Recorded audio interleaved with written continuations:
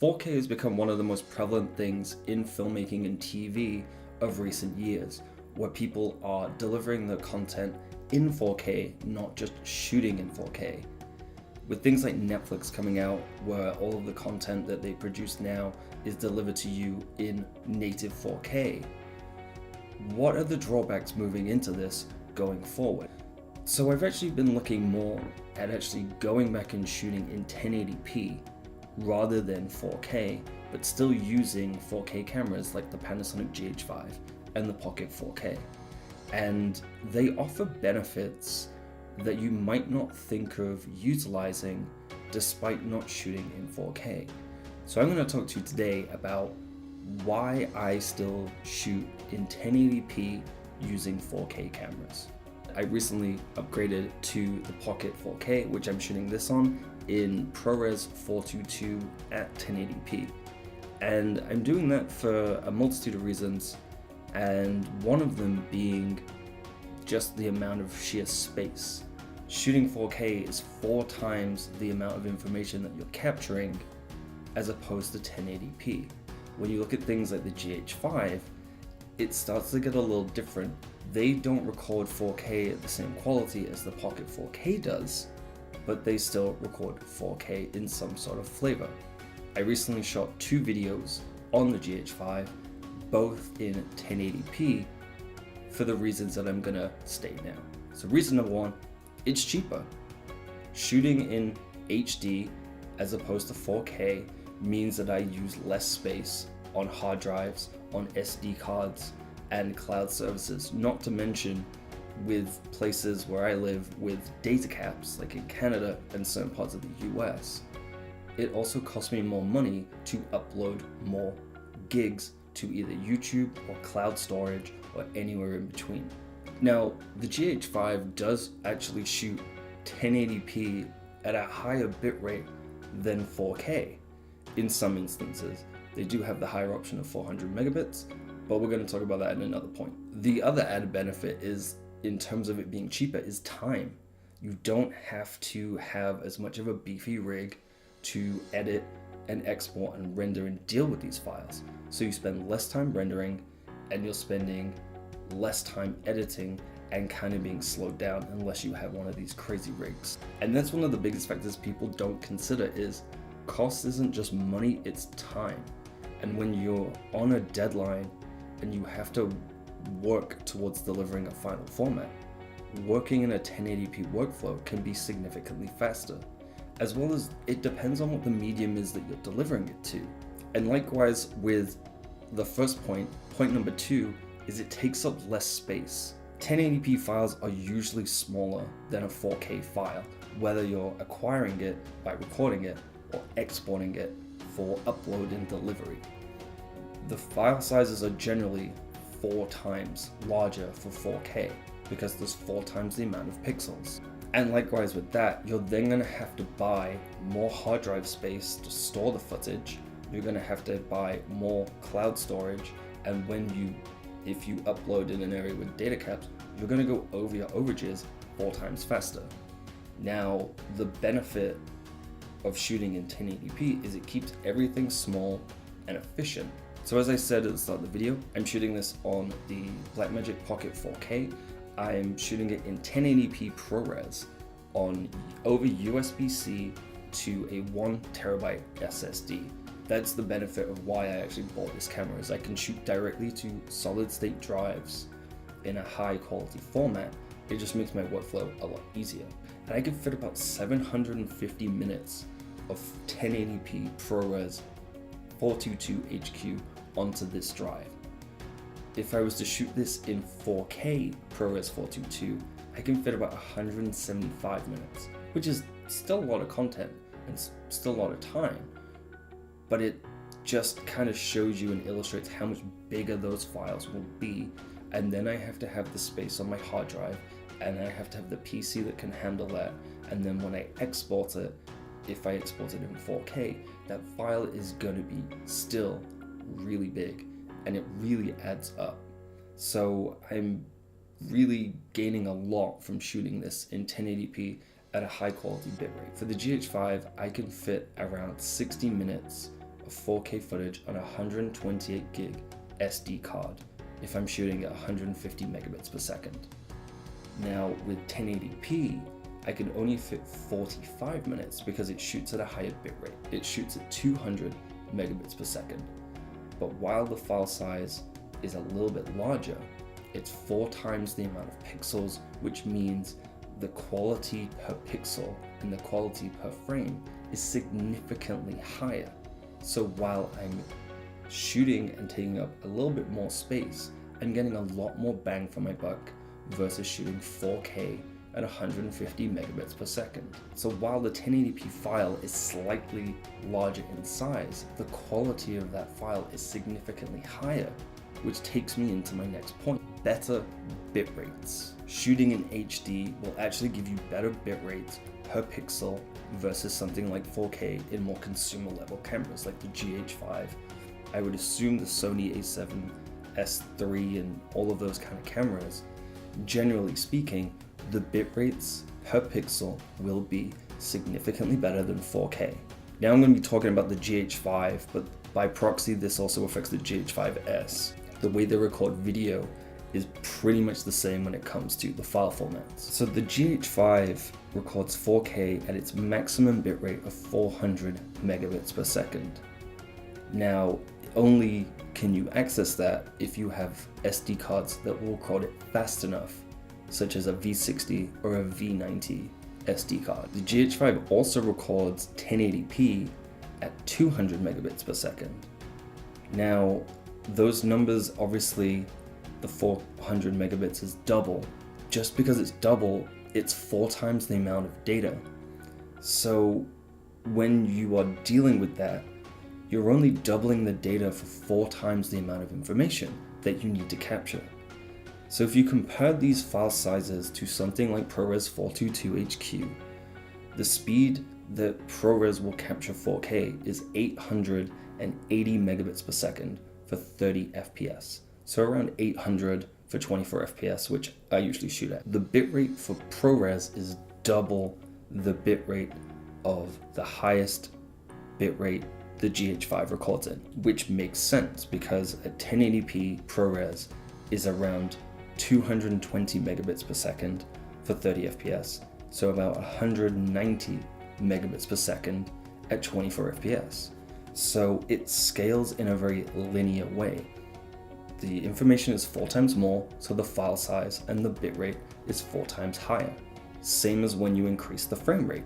As you increase the frame rate, you increase the amount of bitrate for the shot, so that every single frame in your video is given the same amount of data per frame. This is where it gets interesting because the GH5 records at 1080p all eye, which means every frame captured individually, as opposed to only the areas that change, what you get with long GOP. It records 1080p at 200 megabits per second. The more affordable version of 4K is 150 megabits per second.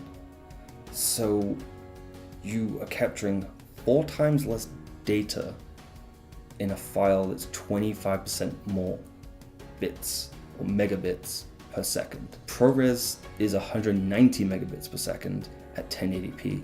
The GH5 is 200.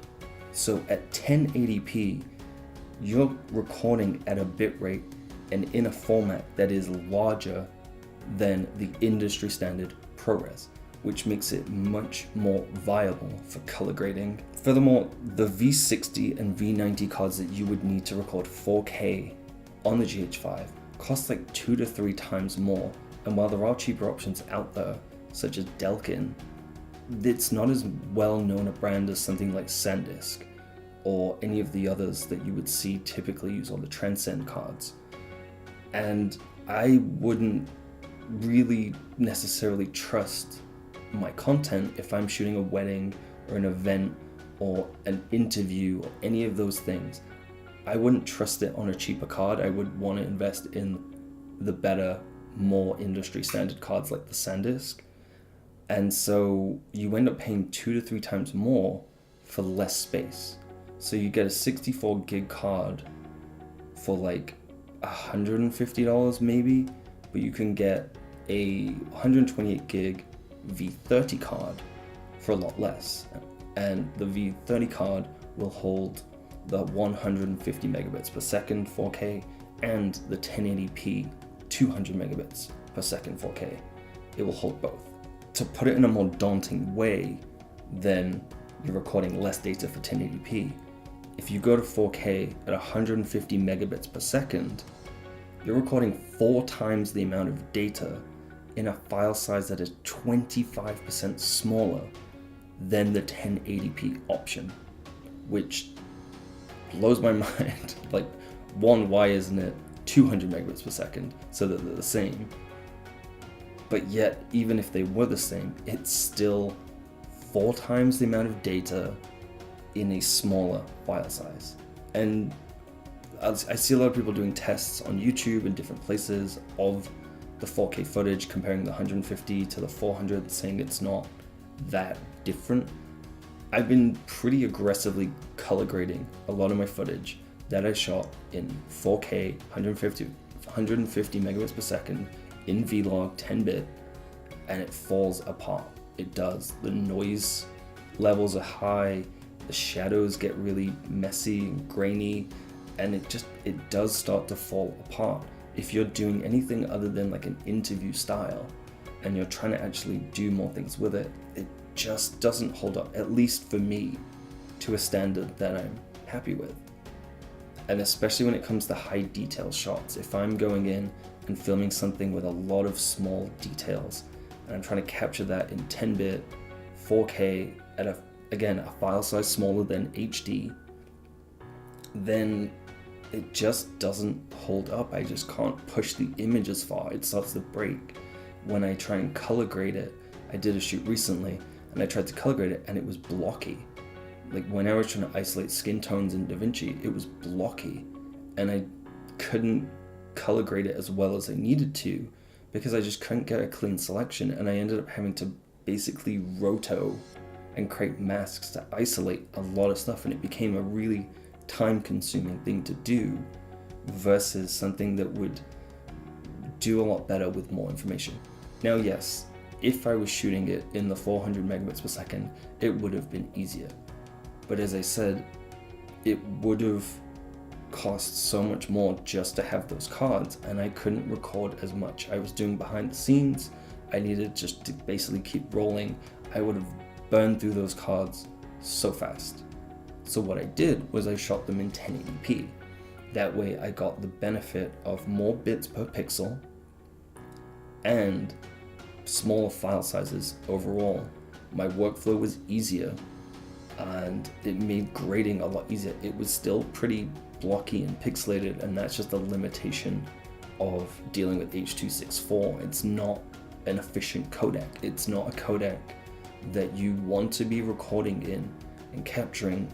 It's a very heavy, inefficient codec. It's a deliverable format where you would render your file to this and upload it to YouTube. You don't want to capture in that. But then the other side of it is, if you want to capture in ProRes, which is a much easier codec to work with, you need something like the Atomos Ninja V or 5 or whatever it's called. But then your $2,000 camera of the GH5 becomes a $3,000 camera because you need this external device and solid state drives or hard drives, and then you need to buy all the hard drives to go with that.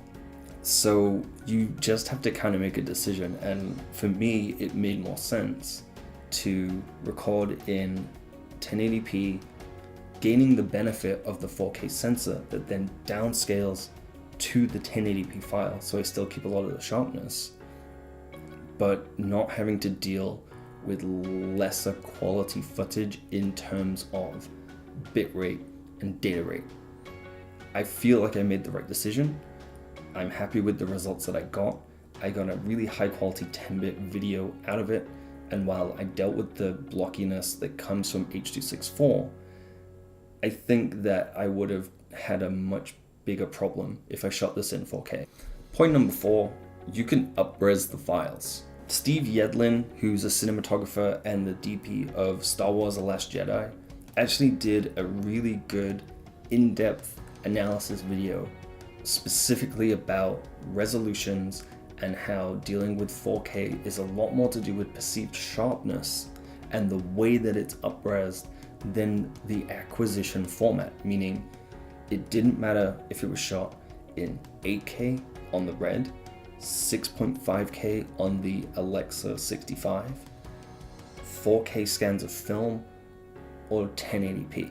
At a certain point, after you get past the HD pixel density of how many pixels there are, it comes down more to the way that you deal with the footage than the original source of the footage itself. He was showing a lot of examples where he was taking footage and basically standardizing them all to 4K from the Red 8K, a film scan at 4K, and the 6.5K, standardized them all at 4K, and then took HD samples as well.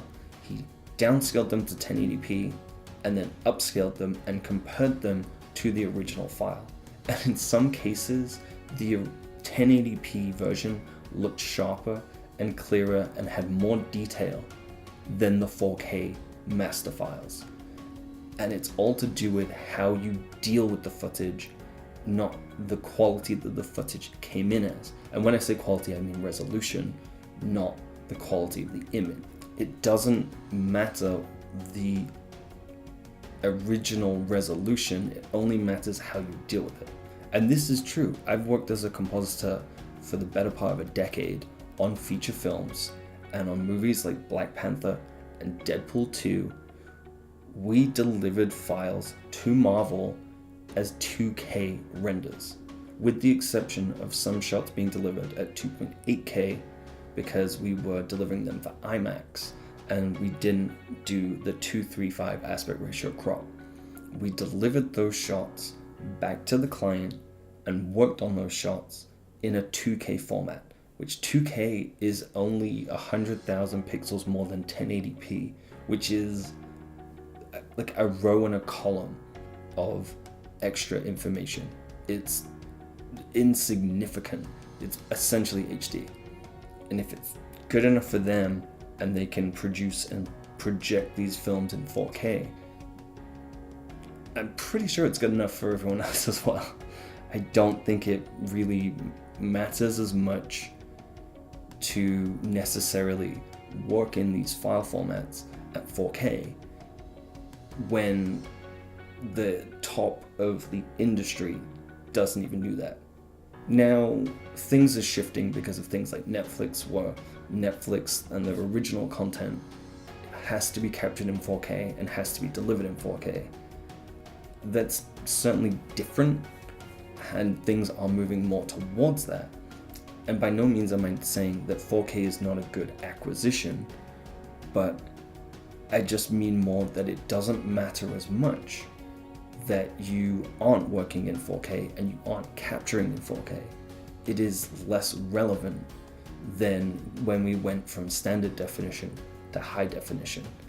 And just by doing things where you can increase a little bit of sharpness here and use a better filtering system on your up resolution when you do that conversion, you can make it look as good, if not better, than 4K by doing it the right way. I'll link Steve Yedlin's website down in the description. I recommend if you want to learn more about this, go watch his video.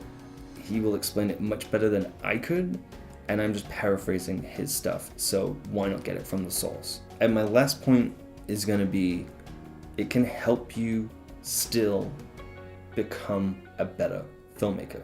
Now this point is a lot of hyperbole because it literally won't make you a better filmmaker. Resolution can't make you be able to tell a story better or anything like that. But it will help you in understanding and choosing the shots that you decide to use, because the lazy way would be to set up a camera and you can punch in and punch out and reframe and rezoom and add all of these crazy things to it. But when you watch a film, 99% of the time, every shot was decided and crafted in a very specific way, and they tried to get it as close to what they wanted in camera. It's the same reason that when it comes to things like color grading, they will still light a set the way that they want it to look in the final look of the film. They don't just leave it to some dude or someone in post-production to decide all these things. Everything is crafted and selected for a reason, and that includes the shot choice and the framing. Now, you hear stories of people like David Fincher who will record in 4K and then record slightly wider, and that is so that they can refine their shots in post. But that's the key word, refine. It's not redo, it's not change, it's refinement. It's the flexibility, but still, he will shoot with those things in mind. He's not just going in and plonking down a camera and going, film as wide as possible in 8K so we can crop in and do all these things. That's not what filmmakers do, because they're just leaving everything to chance. Telling a story and crafting a narrative all comes down to active decisions on how you present this information. You want to be as close one-to-one on the day of shooting as you do on the day of delivery. There are exceptions to this, things like interviews. If you're doing an interview, yes, of course, shoot 4K, shoot a little bit wider. You can punch in and punch out to create a little bit more of a dynamic style where you've got the wide shot and then you've got a close-up. Things like that make sense. Things like that work well for 4K. And again, you're probably delivering in 1080p. And likewise, shooting in 1080p, you're not going to be punching in to a quarter of the size of the image. That's not what I'm saying in terms of when you upscale it, it will be the same, if not better than 4K. It's more just the general viewing experience as a whole. Most people will not even notice that there's a difference. And often they'll think that it looks better because you just processed it better. The things that are going to make your images and your films much better content to enjoy as an audience member is going to be making it look as professional as possible. And that comes from shooting it properly, shooting in the best way that you can, and just presenting it as close to your original idea as you can, and leaving that to chance with something like 4K where you film wider and whatnot and kind of get a little complacent with your shot choice, or the fact that you might shoot something and it's like super shaky and you're like, oh, I can fix that later. There are so few things that you can actually fix in post that will work, that leaving something like that to chance that you might be able to fix it is not really a good idea. And at the very least, if you do this just as an exercise to practice and just kind of get better with framing your shots and choosing your shots and working with a camera where you treat it more like film in the old days, where you're limiting yourself to be able to do all of these crazy things we can do now with post-production. It's a really good exercise and education tool to learn how to become a better filmmaker through better shot choice, through better framing, and having maximum control over your image. So in summary, I just want to say that this isn't bashing 4K. I still think 4K is an excellent acquisition format. What shooting in 4K or as close to or higher definitely has its benefits. And if you can, and when you get to that stage of your filmmaking career, or if clients are asking for it as well, being able to work in 4K is going to be very, very useful. And when you take those files and you downscale them to something like 1080p or 2K and work on them, you're still starting with a much higher quality file versus maybe something that was not as high quality shot. So there's no reason to necessarily not shoot in 4K, more just like get the most out of the gear that you can. I like shooting 1080p on the GH5 because that is the optimal, in my opinion, format to acquire footage with that camera, because I get an all-eye 10-bit high bitrate file that is downscaled from a 4K image, delivering me a high quality 1080p file. My workflow is faster in post, my file sizes on export are smaller, and if I choose to, I can still up-res it to 4K and use the correct filtering system to make that 1080p look as good as regular 4K. And if you're going to upload stuff to YouTube, you can then gain the benefit of, by encoding a 4K file from 1080p and upscaling it, the 1080p then benefits of the additional bitrate that is given to your video because it's encoded as a 4K file. That's a kind of little mini, not hack, but just a way to squeeze a little bit more out of the YouTube compression. So you have that. And yeah, I've found that it actually worked really well for me in the instances that I've been doing it. I'm not saying it's going to be the best choice in every scenario. As I said, interviews will still benefit greatly from shooting in 4K to make it a little bit more interesting if I can only shoot from one angle. There is still a benefit to shooting 4K, but as a budget indie filmmaker, it comes at a cost. And if you can afford that cost and you think that cost is worth it, go for it. For me, being able to fit 750 minutes of 1080p ProRes onto an SSD and then encode it and work through that file and then export it as a 1080p file and it still look great is fine by me. And whether I shot it in 4K and whether I shot it in 1080p, it's still gonna end up the same quality of final product regardless of the resolution. So that's it. I have nothing else on this. If you have any input on this, I would love to hear it. Leave a comment, like the video, dislike it. If you disliked it, I understand why. If you are all about the 4K life, I get it.